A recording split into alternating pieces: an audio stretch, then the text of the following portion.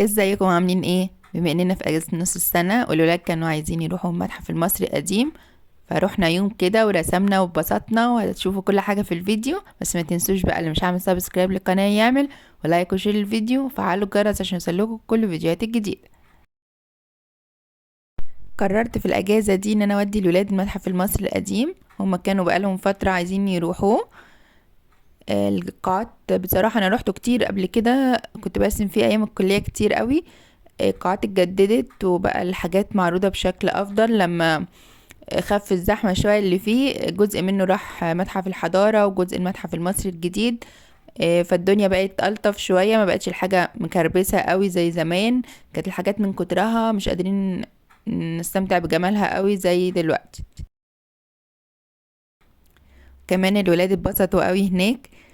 شفنا حاجات كتير وقعدنا رسمنا، هتشوفوا كمان الرسم بتاعهم في الفيديو قدام شوية. بس حاولت كده اخد لكم جولة سريعة في المتحف، طبعا مش كله بس على قد ما اقدر كده، نبذة كده عنه.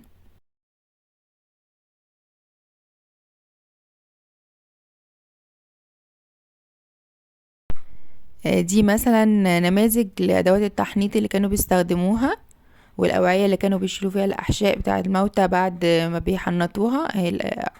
بيبقوا 4 كده. كمان في قاعة مخصوصة بعض الذهب اللي كان موجود في مقبرة توت عنخ آمون، بس طبعا التصوير جوه ممنوع. فبرضو لو رحت هتبسطوا قوي، الحاجات تحفة والإتقان فيها جامد جدا وحلوة قوي بصراحة. فلازم لو رحتوا المتحف تدخلوا قاعة توت عنخ آمون.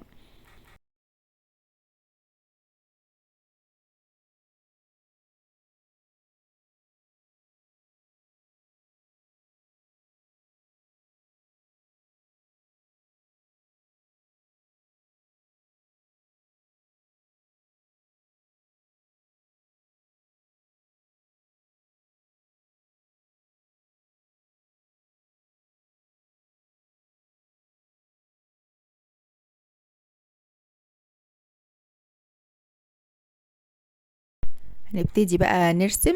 كل واحد من ولادي يختار تمثال عشان يرسمه. الأول الاتنين قعدوا يرسموا التمثال ده اللي في الوش. بعد كده ابني الصغير ما حبوش اهو. بعد ما رسموا كده حس ان الصفحة هتخلص منه، ما سمعش الكلام ورسم من فوق كده. ده ابني الكبير. فالصغير راح رسم رسمة تانية، هوريها لكم برضو دلوقتي. طبعا المكان دايما بيبقى زحمة كده، سياح وناس، بس يعني ايه، لطيف برضو. اليوم كان جميل. اهو كده رسموا وقعد لونه. بصوا، جميل. يعني الصغير بقى راح رسم حاجة تانية، رسم الجدارية دي، حاول يعملها يعني على قد ما يقدر، وطلعت حلوة برضو. بس هو بيحب يحط التاتش بتاعه، فهتلاقوه بقى ايه في التلوين ملون بألوانه الخاصة. وانا بحب كده قوي، يعني احب ان هو ما يلتزمش قوي باللي قدامه، لا يعني براحته.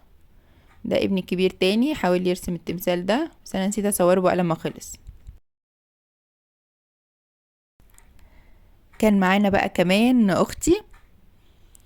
دي اختي الاصغر مني، بس قعدت برضو ترسم، قعدنا وهي نرسم التمثال ده. آه، هي برضو اتبسطت قوي يعني، اعتقد يعني. صورت لكم كده مراحل من الرسمة، وهي برضو حطت التاتش بتاعها كده وحطت شخصيتها في الرسمة، والله طلع أمورة. وفي النهاية بقى أنا قعدت رسمت كده، بس طبعا مش عارفة أصور قوي وأنا برسم. أختي صورتني شوية بس، يعني إيه، مراحل برضو كده في السريع. احنا كنا مستمتعين بالرسم أكتر ما أنا كنت مهتمة إن احنا هنصور. بس جات لي فكرة إن احنا نصور كده عشان برضو إيه يعني أشارككم معايا اللحظة، واقول لكم المكان حلو قوي، ويا ريت تروحوا لو حابين.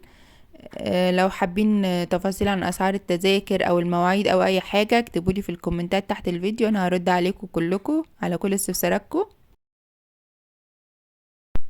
عموما انا ما كنتش مستريحه قوي وانا برسم، كنت واقفه والسكتش صغير يعني بس حاولت ارسم كده. انا كنت بفرغ طاقه اكتر من اني ايه، برسم باتقان قوي يعني. فدي بقى النتيجه اللي طلعت. يا رب تكون عجباكوا برضو. انا مش مقتنعة بيها قوي، بس يعني ها، اتبسطت برضو وانا برسم وفرغت طاقة زي ما قلت لكم. كان الاهم بالنسبة لي ان الولاد يتبسطوا ويستمتعوا باليوم يعني. ها كده بعد ما خلص خالص، بس تقريبا الاضاءة بقى ضاربة فيه قوي. وادي التمثال الاصلي اللي انا برسم منه.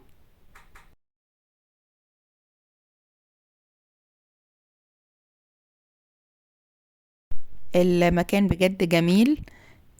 طبعا انا بحبه من زمان. زي ما قلت لكم كنت بروح ارسم فيه كتير ايام الكليه. اتبسطت قوي بالتجربه، والحمد لله الولاد اتبسطوا. قضينا يوم جميل. واستمتعنا ورسمنا. ممكن تاخدوا معاكوا، لو معاكوا اطفال تقدروا تاخدوا اي سكتش صغير والوان.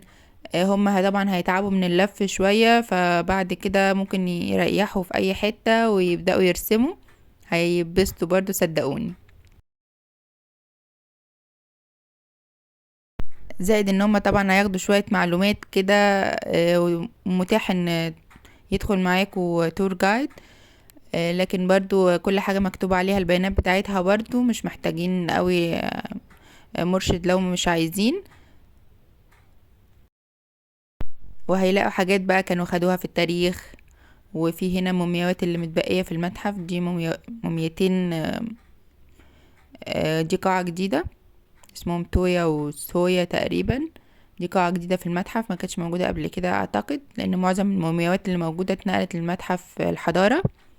وخلاص بقى كده خلصنا اليوم وهنمشي. يا رب يكون فيديو خفيف وبسيط واتبسطتوا بيه.